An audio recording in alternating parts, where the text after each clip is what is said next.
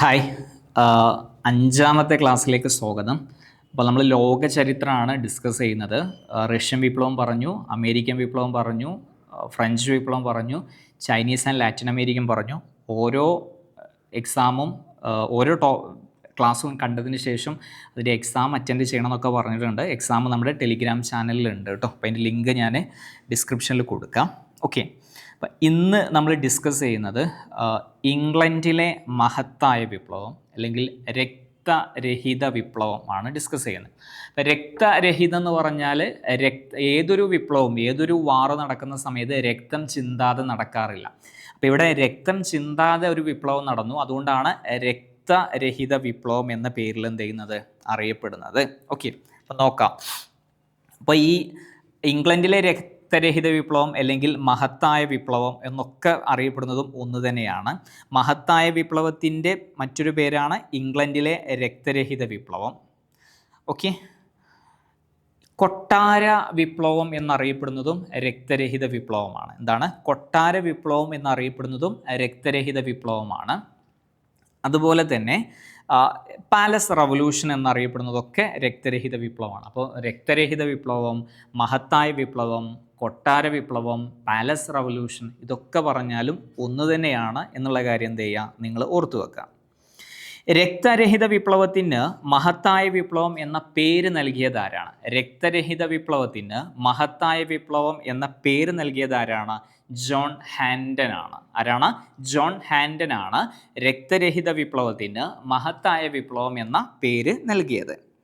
അപ്പോൾ ഇവിടെ നമ്മൾ ഇനി ഡിസ്കസ് ചെയ്യുകയാണ് പ്യൂരിറ്റൻ വിപ്ലവം അല്ലെങ്കിൽ പ്യൂരിറ്റൻ കാലഘട്ടമൊക്കെ എവിടെയാണ് എന്ന് ചോദിച്ചു കഴിഞ്ഞാൽ അത് ബ്രിട്ടനുമായി ബന്ധപ്പെട്ടിരിക്കുന്നു.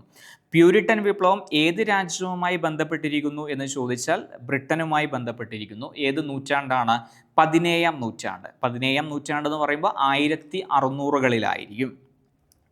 പ്യൂരിറ്റൻ കാലഘട്ടം എന്ന് പറയുന്നത് 1625 മുതൽ 1666 വരെയുള്ള കാലഘട്ടത്തെയാണ് എന്ത് പറയുന്നത്?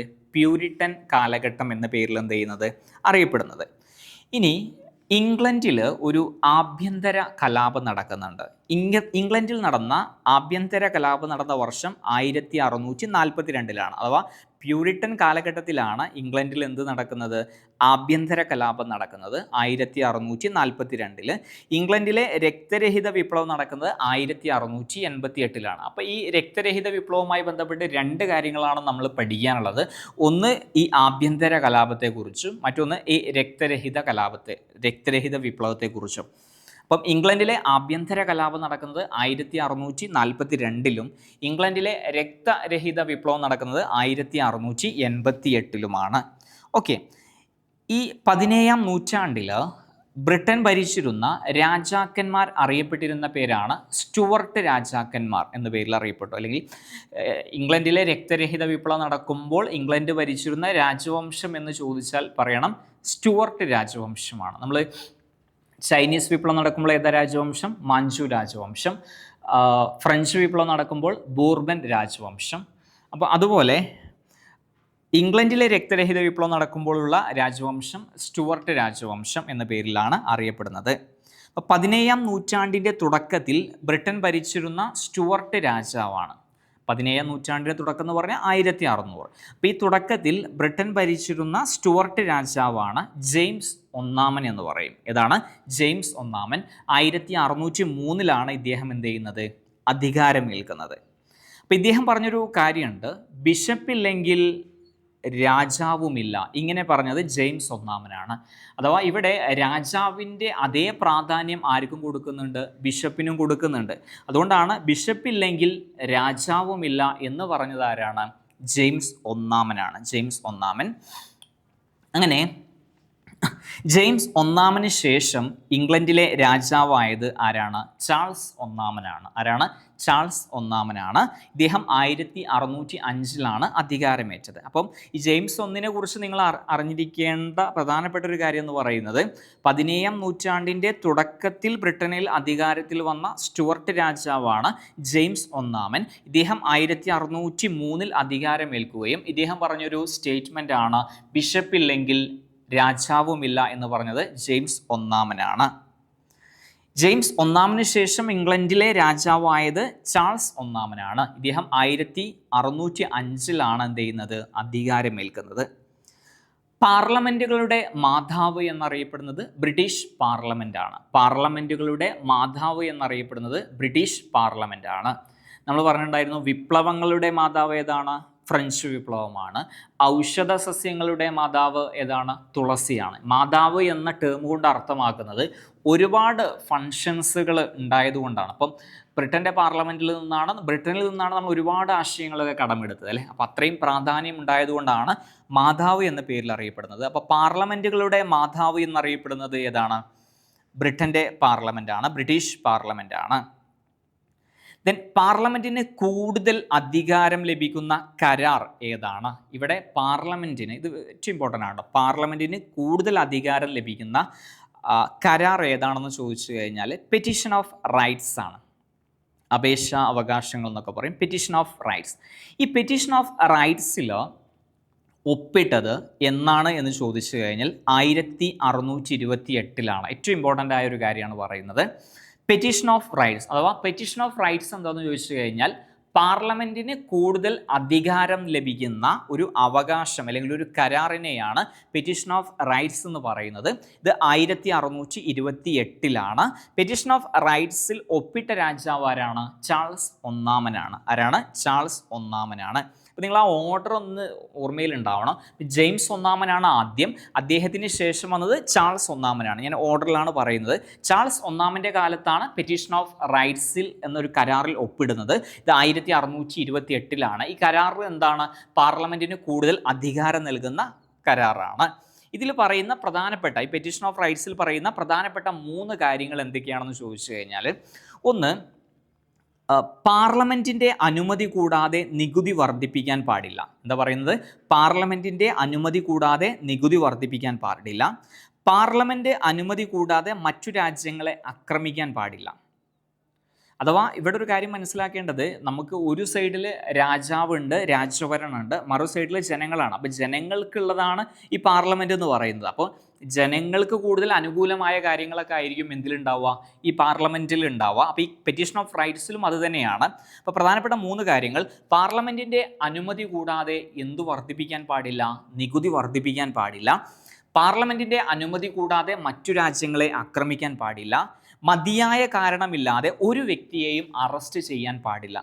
അങ്ങനെ വായിക്കണേ. മൂന്നാമത്, മതിയായ കാരണമില്ലാതെ ഒരാളെയും അറസ്റ്റ് ചെയ്യാൻ പാടില്ല. പരീക്ഷയ്ക്ക് ചിലപ്പോൾ ചോദിക്കും, താഴെ പറയുന്നതിൽ പെറ്റീഷൻ ഓഫ് റൈറ്റ്സ് കരാറിൽ ഉൾപ്പെട്ടതേത്, ഉൾപ്പെടാത്തതേത്? ഒന്ന്, പാർലമെന്റിന്റെ അംഗീകാരമില്ലാതെ നികുതി വർദ്ധിപ്പിക്കാൻ പാടില്ല. പാർലമെന്റിന്റെ അംഗീകാരമില്ലാതെ മറ്റു രാജ്യങ്ങളെ ആക്രമിക്കാൻ പാടില്ല. മതിയായ കാരണമില്ലാതെ ഒരാളെയും അറസ്റ്റ് ചെയ്യാൻ പാടില്ല. ഇതാണ് പെറ്റീഷൻ ഓഫ് റൈറ്റ്സ്. ഇവിടെ ലോങ് പാർലമെന്റ് എന്ന പ്രയോഗം ഏത് വിപ്ലവവുമായി ബന്ധപ്പെട്ടിരിക്കുന്നു എന്ന് ചോദിച്ചു കഴിഞ്ഞാൽ ഇംഗ്ലണ്ടിലെ വിപ്ലവമാണ്. 1640 മുതൽ തുടർച്ചയായ 20 വർഷം എന്ത് ചെയ്തിട്ടില്ല? ഈ പാർലമെന്റ് വിളിച്ചു കൂട്ടിയിട്ടില്ല. ലോങ് മാർച്ച് എന്ന പ്രയോഗം ഏത് വിപ്ലവവുമായി ബന്ധപ്പെട്ടിരിക്കുന്നു എന്ന് ചോദിച്ചു കഴിഞ്ഞാൽ ചൈനീസ് വിപ്ലവമാണ്. അപ്പം ഈ പാർലമെന്റിന് ഇങ്ങനെ അധികാരമൊക്കെ ഉണ്ട്, പക്ഷെ എന്ത് ചെയ്യുന്നില്ല? പാർലമെന്റ് വിളിച്ചു കൂടുന്നില്ല. വിളിച്ചു കൂട്ടിയാലല്ലേ നിയമങ്ങളും കാര്യങ്ങളൊക്കെ കൊണ്ടുവരുള്ളൂ.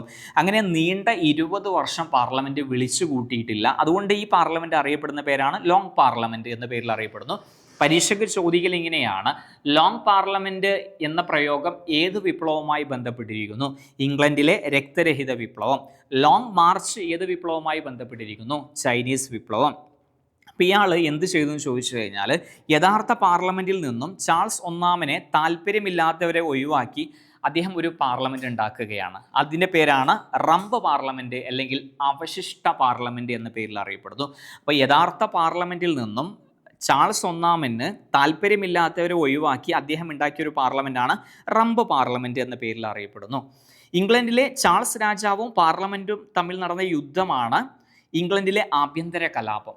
ഇത് 1642. ഞാൻ പറഞ്ഞല്ലോ, 1642 ഇംഗ്ലണ്ടിൽ ഒരു ആഭ്യന്തര കലാപം ഉണ്ടായി. ഈ ആഭ്യന്തര കലാപം എന്താണെന്ന് ചോദിച്ചു കഴിഞ്ഞാൽ, ചാൾസ് ഒന്നാമൻ രാജാവും അതുപോലെ പാർലമെന്റും തമ്മിൽ നടന്ന ഈ കലാപത്തെയാണ് എന്ത് പറയുന്നത്? ഇംഗ്ലണ്ടിലെ ആഭ്യന്തര കലാപം എന്ന് പറയുന്നത് 1642 നടന്നത്. ഇത് പറയാനുള്ള റീസൺ എന്താണെന്ന് ഞാൻ പറഞ്ഞല്ലോ. ഈ പെറ്റീഷൻ ഓഫ് റൈറ്റ്സ് അത് അംഗീകരിച്ചെങ്കിലും പക്ഷെ അത് നടപ്പിലാക്കാൻ പറ്റിയില്ല. കാരണം പാർലമെൻറ്റ് വിളിച്ചു കൂട്ടിയില്ല. അങ്ങനെ 20 വർഷം പാർലമെൻറ്റ് വിളിച്ചു കൂട്ടിയില്ല. ഇത് അറിയപ്പെടുന്നതാണ് ലോങ് പാർലമെൻറ്റ് എന്ന പേരിൽ എന്ത് ചെയ്യുന്നതോ അറിയപ്പെടുന്നു. ഈ ആഭ്യന്തര കലാപ സമയത്ത് പാർലമെൻറ്റിനെ സഹായിക്കാൻ വേണ്ടി രൂപീകരിച്ച പട്ടാള വിഭാഗമാണ് ന്യൂ മോഡൽ ആർമി. അപ്പോൾ ഈ സമയത്ത് ഓൾറെഡി രാജാവിൻ്റെ അടുത്താണല്ലോ സൈന്യം ഉള്ളത്. അപ്പം പാർലമെൻറ്റിൻ്റെ അടുത്ത് സൈന്യമില്ല. അങ്ങനെ പാർലമെൻറ്റിനെ സപ്പോർട്ട് ചെയ്യാൻ വേണ്ടിയിട്ട് ഒരു ആർമി രൂപീകരിച്ചു. അതിൻ്റെ പേരാണ് ന്യൂ മോഡൽ ആർമി എന്ന പേരിൽ അറിയപ്പെടുന്നു.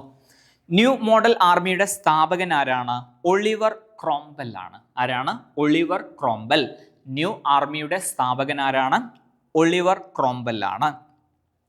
ഇംഗ്ലണ്ടിലെ ആഭ്യന്തര യുദ്ധത്തിൽ ചാൾസ് ഒന്നാമൻ രാജാവിനെ പരാജയപ്പെടുത്തി ഭരണം പിടിച്ചെടുക്കുകയും പിന്നീട് വിചാരണയ്ക്ക് ശേഷം ചാൾസ് ഒന്നാമനെ വധിക്കുകയും ചെയ്തു എന്ന് 1649. അപ്പോൾ ഇംഗ്ലണ്ടിൽ 1642 എന്ത് നടന്നു? ആഭ്യന്തര കലാപമൊക്കെ നടന്നു. ഈ ആഭ്യന്തര കലാപത്തിന് ശേഷം ചാൾസ് ഒന്നാമൻ രാജാവിനെ എന്ത് ചെയ്തു? പരാജയപ്പെടുത്തി ഭരണം പിടിച്ചെടുക്കുകയും ചെയ്തു. പിന്നീട് വിചാരണയ്ക്ക് ശേഷം ചാൾസ് ഒന്നാമനെ 1649 എന്ത് ചെയ്യാണ്? വധിക്കുകയാണ്. അപ്പോൾ ഇംഗ്ലണ്ടിലെ ആഭ്യന്തര യുദ്ധത്തിന് ശേഷം അധികാരത്തിൽ വന്നത് ആരാണ്? ഒളിവർ ക്രോംവെൽ ആണ്. ആരാണ്? Oliver Cromwell. ഇംഗ്ലണ്ടിലെ ആഭ്യന്തര യുദ്ധത്തിന് ശേഷം ഒളിവർ ക്രോംവെൽ ഉണ്ടാക്കിയ ഭരണ സംവിധാനം ഏത് പേരിൽ അറിയപ്പെടുന്നു? സംരക്ഷകൻ അല്ലെങ്കിൽ പ്രൊട്ടക്ടർ. ഇതോടൊപ്പം ലോർഡ് പ്രൊട്ടക്ടർ എന്ന തസ്തികയും അദ്ദേഹം എന്ത് ചെയ്യാണ്? സൃഷ്ടിക്കുകയാണ്. നല്ലൊരു ചോദ്യമാണ്. ഇംഗ്ലണ്ടിലെ ആഭ്യന്തര യുദ്ധത്തിന് ശേഷം ഒളിവർ ക്രോംവെൽ ഉണ്ടാക്കിയ ഭരണ സംവിധാനം ഏത് പേരിൽ അറിയപ്പെടുന്നു എന്ന് ചോദിച്ചു കഴിഞ്ഞാൽ പ്രൊട്ടക്ടർ അല്ലെങ്കിൽ സംരക്ഷകൻ. ഇതോടൊപ്പം അദ്ദേഹം ലോർഡ് പ്രൊട്ടക്ടർ എന്ന തസ്തികയും എന്ത് ചെയ്യാണ്? സൃഷ്ടിച്ചു. തുടർന്ന് ഇംഗ്ലണ്ടിൻ്റെ ലോർഡ് പ്രൊട്ടക്ടറായി ആര് അധികാരമേൽക്കുകയാണ്? Oliver Cromwell അധികാരമേൽക്കുകയാണ്. ഇംഗ്ലണ്ടിൻ്റെ ചരിത്രത്തിലെ പ്രൊട്ടക്ടർ എന്നറിയപ്പെടുന്നത് ആരാണ്? ഒളിവർ ക്രോംവെൽ ആണ്. ഇംഗ്ലണ്ടിൻ്റെ ചരിത്രത്തിലെ പ്രൊട്ടക്ടർ എന്നറിയപ്പെടുന്നത് ഒളിവർ ക്രോംവെൽ ആണ്. ഇംഗ്ലണ്ടിലെ സംരക്ഷകൻ എന്ന് ചോദിച്ചാലും ഒളിവർ ക്രോംവെൽ ആണ്. ആഭ്യന്തര കലാപത്തിന് ശേഷം ഇംഗ്ലണ്ടിൽ റിപ്പബ്ലിക് ഭരണത്തിന് തുടക്കം കുറിച്ചത് ആരാണ്? ഒളിവർ ക്രോംവെൽ ആണ്. ആഭ്യന്തര കലാപത്തിന് ശേഷം ഇംഗ്ലണ്ടിൽ റിപ്പബ്ലിക് ഭരണത്തിന് തുടക്കം കുറിച്ചതും ആര് തന്നെയാണ്? ഒളിവർ ക്രോംവെൽ ആണ്. ആരുടെ കാലഘട്ടമാണ് കോമൺവെൽത്ത് കാലഘട്ടം? കോമൺവെൽത്ത് എന്നാണ്. ആരുടെ കാലഘട്ടമാണ് കോമൺവെൽത്ത് കാലഘട്ടം എന്നറിയപ്പെടുന്നതും ഒളിവർ ക്രോംവെൽ ആണ്. ഒളിവർ ക്രോംവെൽ ആണ്. നമ്മൾ കോമൺവെൽത്ത് ഗെയിംസ് എന്നൊക്കെ പറഞ്ഞാൽ എന്താണ്? ബ്രിട്ടൻ്റെ കോളനി ആയിട്ടുള്ള രാജ്യങ്ങൾ പങ്കെടുക്കുന്നതാണ് കോമൺവെൽത്ത് ഗെയിംസ് എന്നൊക്കെ പറയുന്നത്. അപ്പോൾ കോമൺവെൽത്ത് കാലഘട്ടം ആരുടെ കാലഘട്ടം എന്ന് ചോദിച്ചാൽ നിങ്ങൾ പറയണം ഒളിവർ ക്രോംവെൽ ആണ്. ഒളിവർ ക്രോംവെല്ലിൻ്റെ മരണത്തെ തുടർന്ന് അധികാരമേറ്റത്, ഒളിവർ ക്രോംവെൽ അങ്ങനെ മരണപ്പെടുകയാണ്. പിന്നീട് അധികാരമേറ്റത് ആരാണ്? ചാൾസ് രണ്ടാമനാണ്. ചാൾസ് ഒന്നാമനെ പരാജയപ്പെടുത്തിയിട്ടാണ് ആര് വരുന്നത്? ഒളിവർ ക്രോംവെൽ വരുന്നത്. അങ്ങനെ ഒളിവർ ക്രോംവെൽ വരികയാണ്. പിന്നെ വരുന്നത് ചാൾസ് രണ്ടാമനാണ്. ഈ ഒളിവർ ക്രോംവെൽ മരണത്തെ തുടർന്ന് ചാൾസ് രണ്ടാമൻ അധികാരത്തിൽ വരികയാണ്. പിന്നീട് വീണ്ടും ബ്രിട്ടനിൽ എന്ത് ചെയ്യുകയാണ്? രാജ്യഭരണം വരികയാണ്. അങ്ങനെ ഈ ചാൾസ് രണ്ടാമനാണ് ഹെബിയസ് കോർപ്പസ് ബ്രിട്ടനിൽ നിലവിൽ വരുമ്പോൾ ബ്രിട്ടനിലെ രാജാവ് ആരായിരുന്നു എന്ന് ചോദിച്ചു കഴിഞ്ഞാൽ ചാൾസ് രണ്ടാമനാണ്. എന്താണ് ഹെബിയസ് കോർപ്പസ്?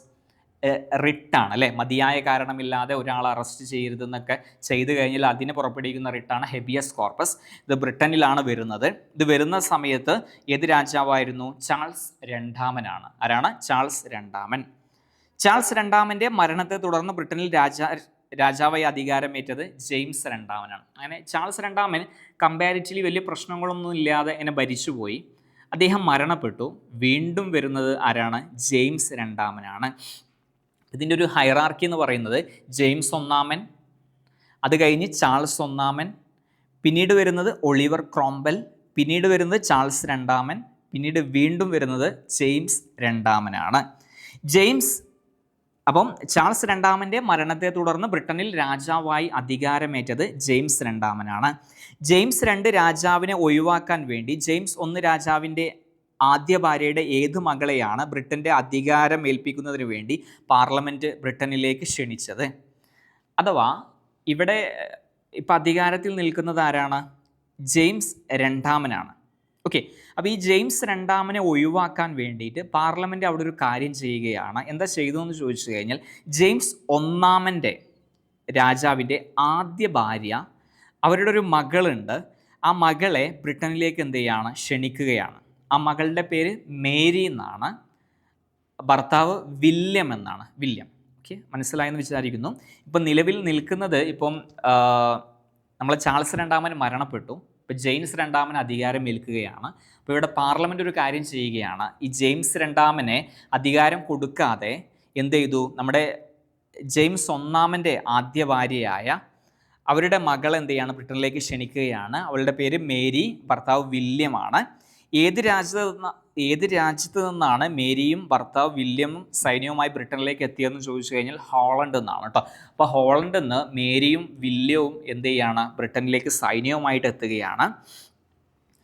അങ്ങനെ ഇത് ആരെ അറിയുകയാണ്, ജെയിംസ് രണ്ടാമൻ അറിയുകയാണ്. അപ്പോൾ സ്വാഭാവികമായിട്ടും ജെയിംസ് രണ്ടാമൻ സർവ്വ സൈന്യത്തെയൊക്കെ റെഡിയാക്കി തിരിച്ച് ആക്രമിക്കാൻ നിൽക്കുമെന്ന് നമ്മൾ വിചാരിച്ചെങ്കിൽ തെറ്റി.